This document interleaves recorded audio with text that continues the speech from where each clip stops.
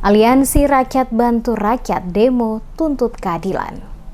Puluhan mahasiswa yang tergabung dalam Aliansi Rakyat Bantu Rakyat atau ARAK datangi kantor Pengadilan Negeri Ambon menyampaikan sejumlah tuntutan, yaitu pembebasan kepada 13 orang tahanan yang sementara menjalani persidangan di Pengadilan Negeri Ambon atas kasus pengambilan jenazah yang dinyatakan positif COVID oleh tim gugus tugas COVID. Koordinator aksi Fadel Rumakat kepada tim DMS Media Group menjelaskan bersama dengan rekan-rekan mahasiswa lainnya yang tergabung dalam Aliansi Rakyat Bantu Rakyat. Dalam demo yang digelar ini, menuntut pengadilan segera membebaskan 13 orang tahanan yang sementara menjalani persidangan terkait kasus pengambilan jenazah. Secara tegas, Rumakat mengatakan jika tuntutan pada poin pertama mereka tidak diindahkan, maka mereka akan melakukan pelaporan terhadap pejabat yang telah nyata-nyata melanggar protokol kesehatan karena terlibat dalam aksi bernyanyi dan berjoget bersama tanpa mengenakan masker pada perayaan HUT Provinsi Maluku pada 19 Agustus 2020 di gedung DPRD Maluku.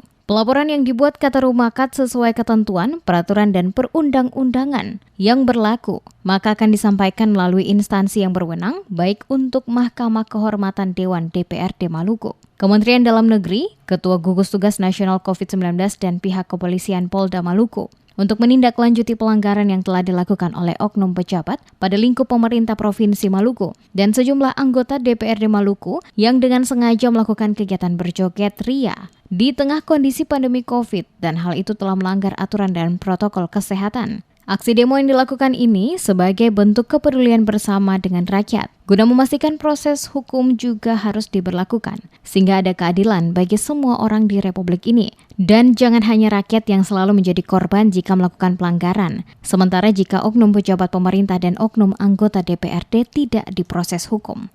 Kami dari ARAK, Aliansi Rakyat Bantu Rakyat, kami hadir di sini dengan poin tuntutan adalah kami minta dengan tegas untuk membebaskan 13 orang tahanan yang sementara dalam proses persidangan.